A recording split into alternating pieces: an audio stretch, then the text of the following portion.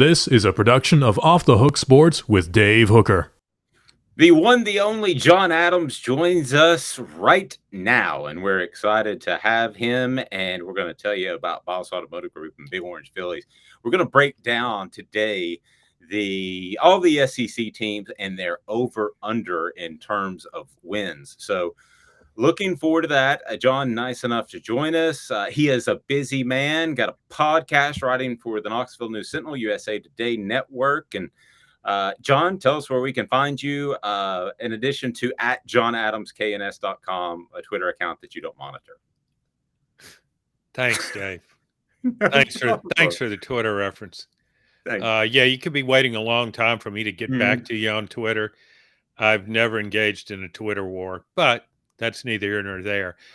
You can read me at knoxnews.com. Our subscriptions are really cheap right now, so get it for next to nothing. And also my podcast with the colleague Blake Topmeyer on the SEC. SEC Unfiltered, it's called, runs weekly. So appreciate anybody listening in. I want to thank Vols Automotive Group and Big Orange Phillies for making this possible.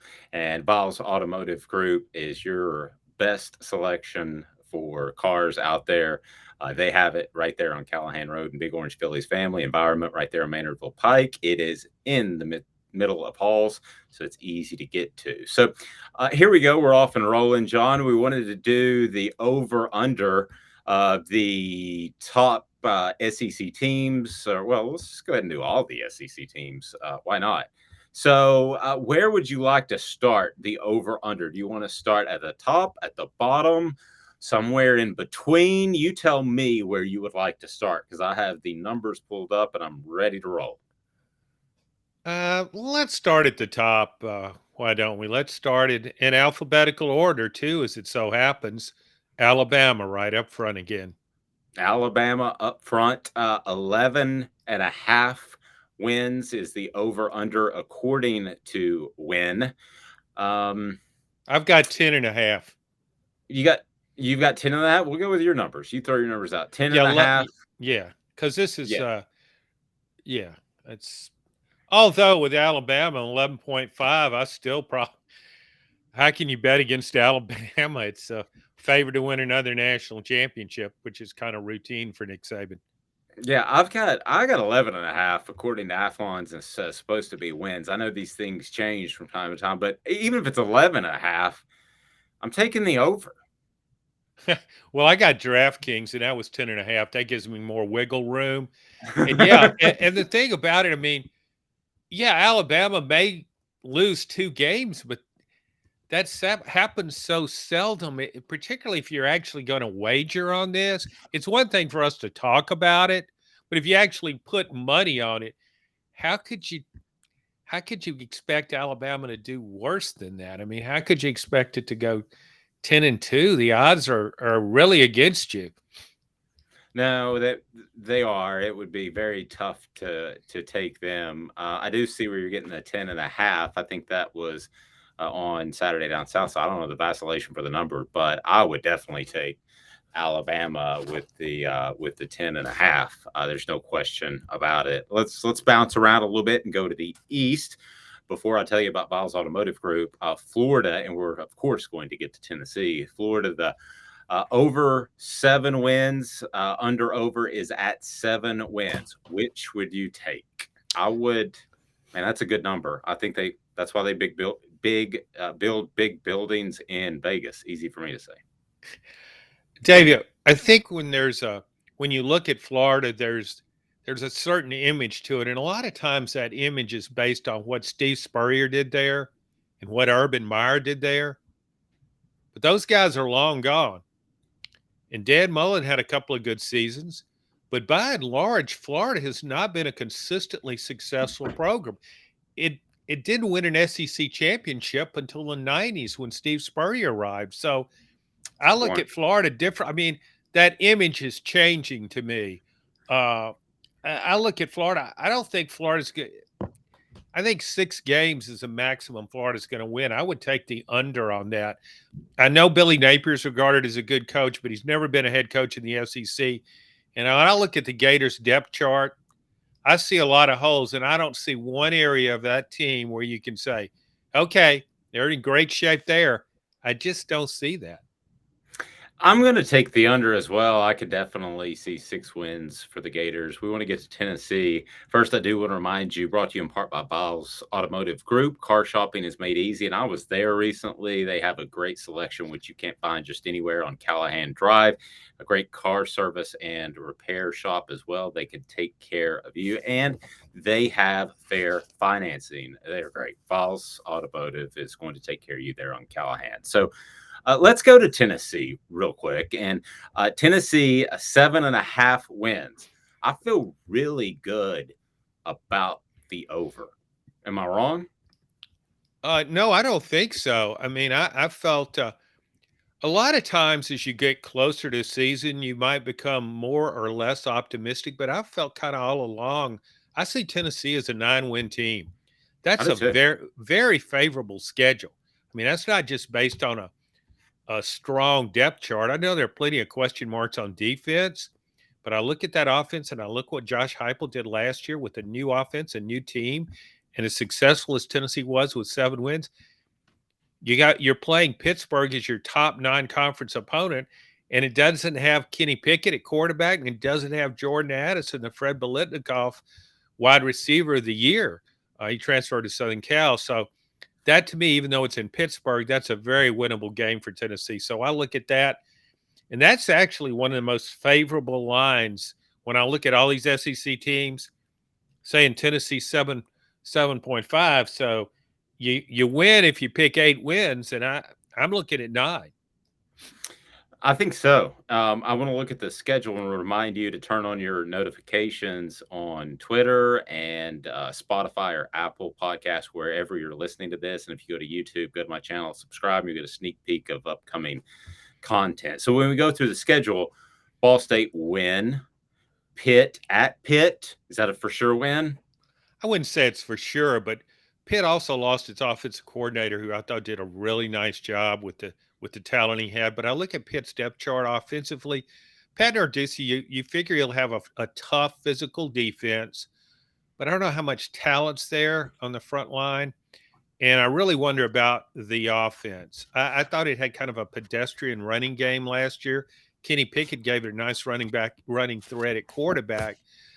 But I just what's his name? Caden Slovis for the transfer from USC could be the quarterback, though he's expected to get competition from last year's backup. I just don't see this team as one that should beat Tennessee. I think mediocre teams, and that's how I regard Pittsburgh, will have a really hard time matching up with Tennessee's offense. I just think Tennessee will score a lot of points against mediocre teams. That was true last year. I think the same thing will apply this year. Akron, that's a win. So Boy, is that a win. You I feel gotta good love about this. that one. Yeah, you gotta love the Zips. I mean, the MAC is a very accommodating conference, and the SEC has really taken advantage of that in recent years. Tennessee going a bit overboard. It probably affected its one-loss record by a full game when it nixed the Army game, which would be really hard for Tennessee to beat even at home with that triple option offense against Tennessee's defense. But Akron, I mean, that's just a go-to program if you're scheduling. It's one of the weakest programs in the MAC, and I think it will be again next year. Even MAC teams relish scheduling Akron.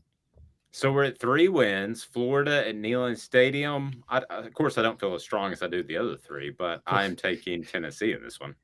Yeah, I am too. And I'd like to, if I go back and check all the times I expected Tennessee to beat Florida, and Oh, if yeah. I'd bet on those games, made a sizable wager, I'd be more in debt than I am now.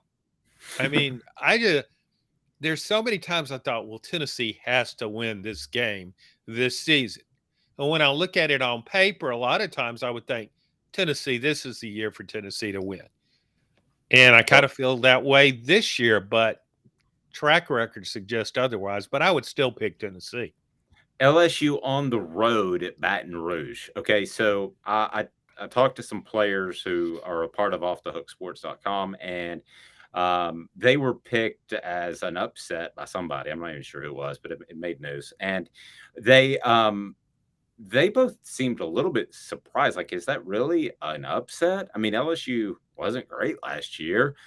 I mean, going to Baton Rouge is tough. And speaking of, let's go ahead and address their over under since we're going through them. It's at 7 wins. I don't think it's a huge upset. It's a coin flip game, which means I will go with LSU at home, but I don't feel great about either pick. Yeah, I would too. And when I actually got a line from DraftKings or LSU 6.5, and I really like that. If you'd have taken the roster LSU had when Brian Kelly was hired, nah, I'd have struggled. I wouldn't pick over 7 wins, I don't think. But he so upgraded that roster through transfers. He took two defensive secondary starters from Arkansas, added a couple of offensive linemen who will start. And LSU has the best receiving core in the league. I think LSU could win 9 games, certainly 8, and I think that will be a very tough game for Tennessee. Remember the last time Tennessee went to LSU? I did very well. Yes, I do. 2010. They actually celebrated a victory for about 5 seconds, and then the referees get no, it didn't. And that was of course the famous play where Tennessee had 13 guys on the field at least That on was a defense. dually. Huh? That was a dually. Yeah, That's what it's called. It's what it's called when you mess something up real bad, is a dually. well, wasn't Chuck Smith, assistant coach at the time, wasn't he a prime mover and shaker behind that 13-man defense? Yes, he sent. I know, according to a source, he sent 6 defensive linemen out on the field, and that was the end of his personnel duties from that point forward. Yeah, Lance, it was one of those, hey, Chuck, we'll take it from here kind of we got things. we got this. Okay, so are we both you're at so do you have them winning I at have them LSU? losing LSU, so that's the Okay. first game I have them losing. So that puts them at about 4-1, I guess. Okay, so we're 4-1. Alabama's a loss, even though at Neyland Stadium. UT Martin is a win. So where are we now? 6-2. Does that sound right? No, I've only got them with. Oh, yeah, Alabama lost. Okay, yeah, okay. Yeah, and then Kentucky. I think that's a win, but goodness knows the series isn't like it used to be. No, but even Kentucky, even when Kentucky has a better team than Tennessee in recent years, it's really struggled. And sometimes it's had a better team and lost in that rivalry. That's one of those games where you just kind of factor in the tradition, I guess, much like Florida and Tennessee. I just expect Tennessee to win that game. Georgia. Oh, sorry. Go ahead. No, go ahead. Georgia.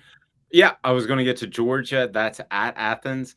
If this were in Knoxville, this might be my upset pick for the season, but I can't do it since they're on the road. So I'm going to chalk that up as a loss.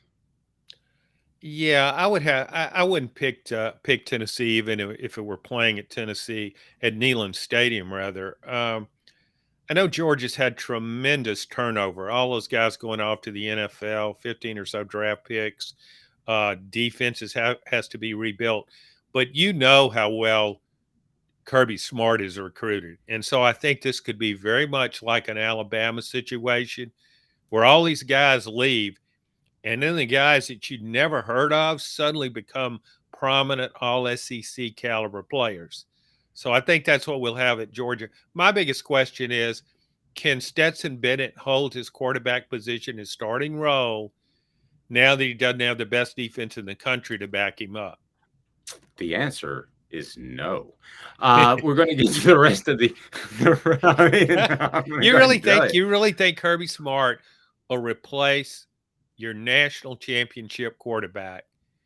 I think Georgia would have to lose a game for him to do that. Well, maybe, but that might happen. But I don't think. And I know this sounds weird with a national title, but I don't think he's an SEC quarterback. I mean, I look at him and I think that team was stacked around him. People get mad when I say this, but kind of like T. Martin. Kind of like T. Martin. Yeah, but see, he had some of the same virtues as T. Martin. Yeah. he's a really good runner. He was a sprinter in high school. He's very quick, very fast, and I thought he improved immeasurably as a quarterback last year. He hit some deep throws last year that was significant, including one in the championship game against Alabama. So I'm not as down. I thought it was a joke when he started. It was in 2020 when he was a starting quarterback. I said the same thing you did. He's not an SEC quarterback, but now I would take him over a few quarterbacks in the SEC. Go ahead and make your plans to go to Big Orange Phillies. Big Orange Phillies has the quick bites if you're listening during lunch on your podcast or on their website, their Facebook page, rather. And also, you can go to offthehooksports.com. Big Orange Phillies, man, they know it's tough to get out of the office for a long lunch, but they're good at getting you some quality food fast and fresh ingredients. Casual doesn't mean stale at Big Orange Phillies. And go ahead and stay a while. They've got darts, billiards, live entertainment, and karaoke. That is Big Orange Phillies. All right, let's get back into the SEC and Tennessee schedule. Missouri, win-loss. Win. A very dramatic, yeah, and very demonstrative win. I'm pretty down on Missouri right now, and much of that emanates from its bowl game against Army. When your defense allows Army to go the length of the field and kick a game-winning field goal with a minute to play, when it seemingly has not even a whiff of a passing game, and it does that to Missouri's defense. Plus, I just like the fact Missouri was celebrating a win before Army got the ball. So that's my lasting impression of Missouri. I don't think it'll have a winning season or even a break-even one. No bowl for Missouri. Yep, we'll go with you there on Missouri. So I guess we're both, we'll get back to the over-under as we go through Tennessee's schedule. But yeah, Missouri's the sixth toe of the SEC. I mean, you really don't need it. What does that make Vanderbilt? They have an academic reputation, and I don't have a problem with Vanderbilt, but Missouri just seems weird. They're not even in the South.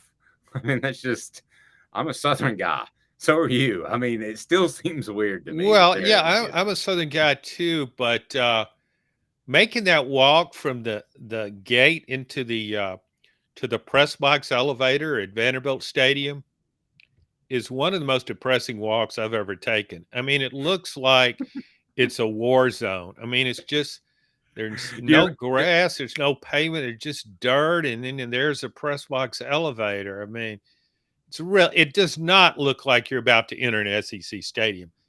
No, although you could say Missouri's not a SEC stadium either.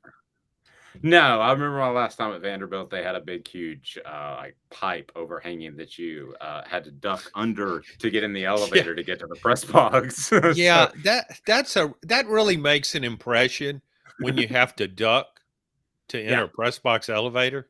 Yeah, it's like bowing to the doors. No Jim Morrison involved. South Carolina, I think that's a win. And Vanderbilt's a win. Do you disagree with either of those? I think South Carolina could be a very difficult game. I'm higher than most on South Carolina. I really like Spencer Rattler at quarterback. He needs to probably downplay his NIL deal that he got at Oklahoma and not park too many of his cars outside the stadium just to maybe win over his teammates this go round.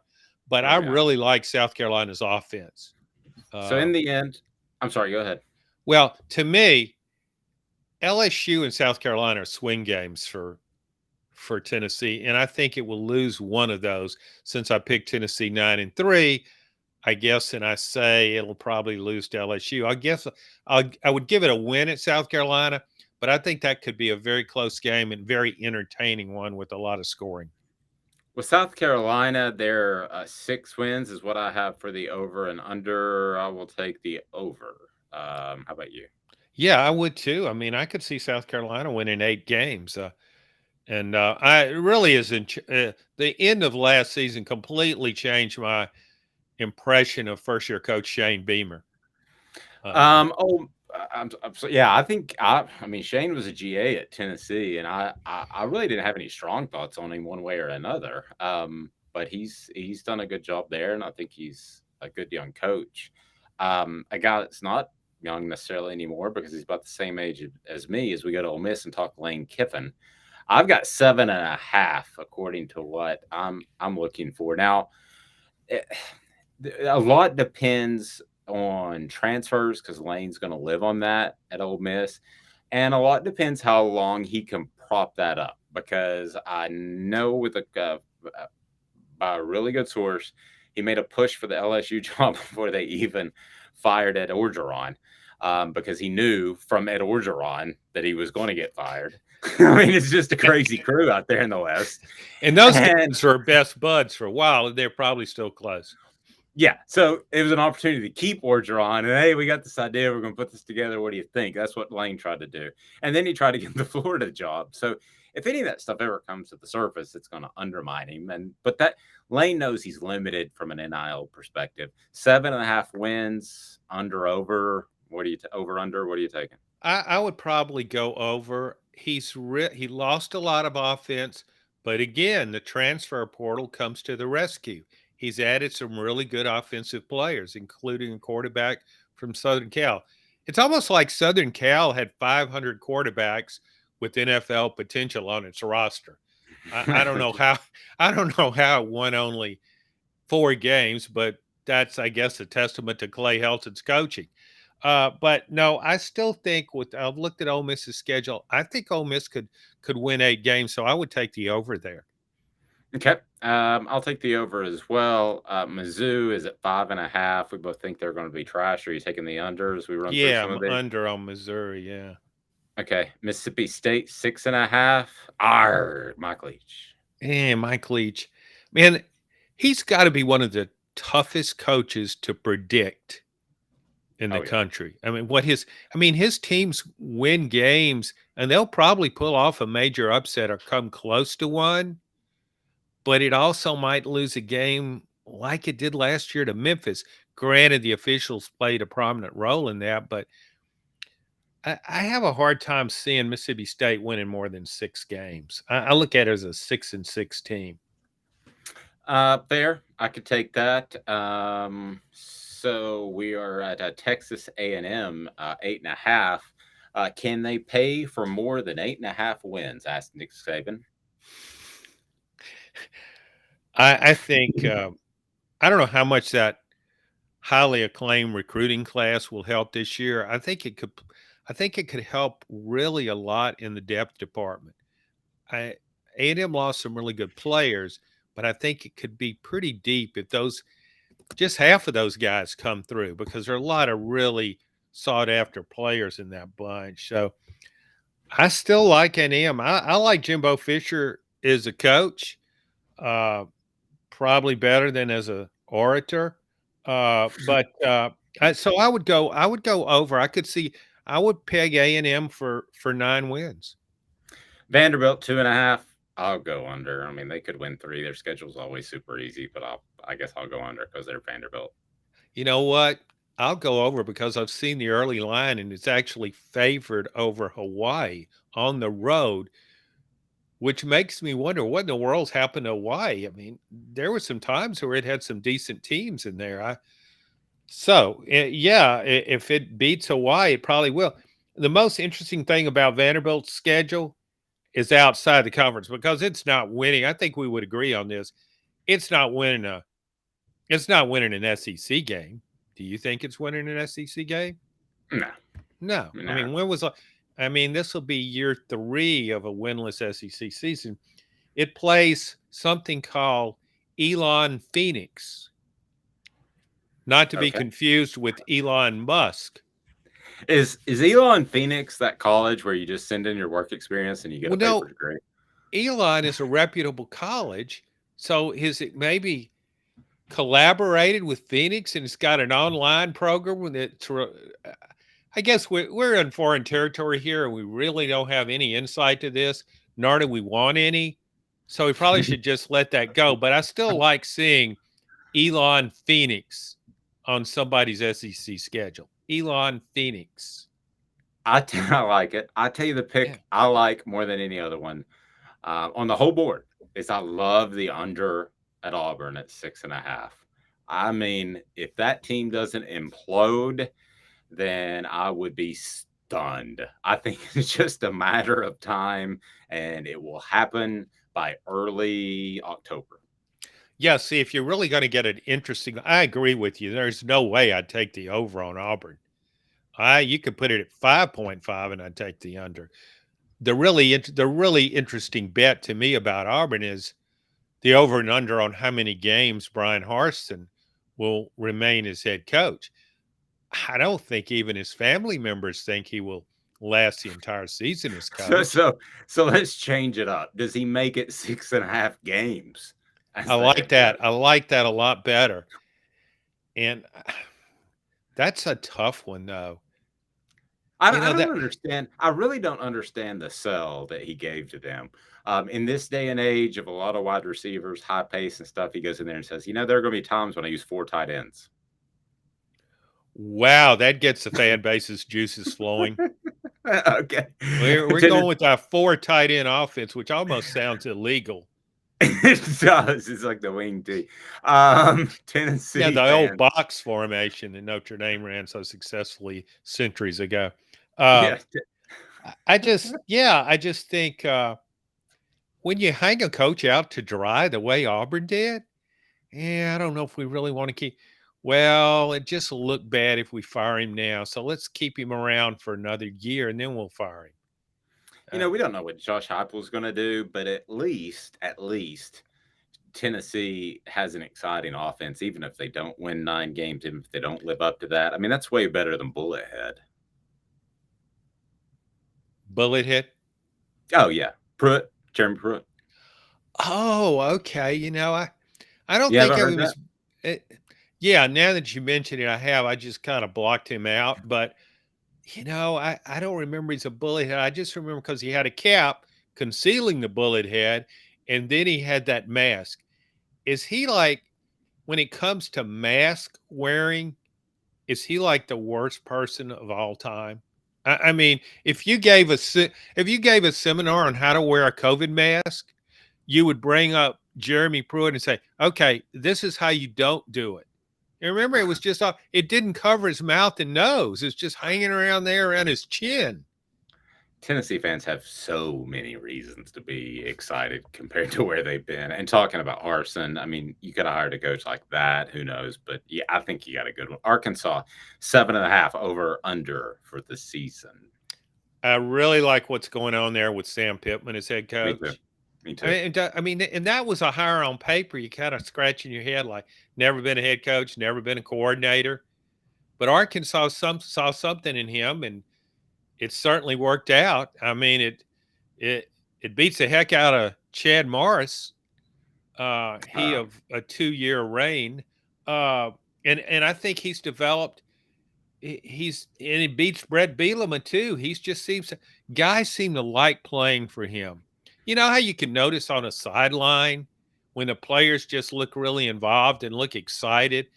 Maybe that's an oversimplification, but I really noticed that with Arkansas.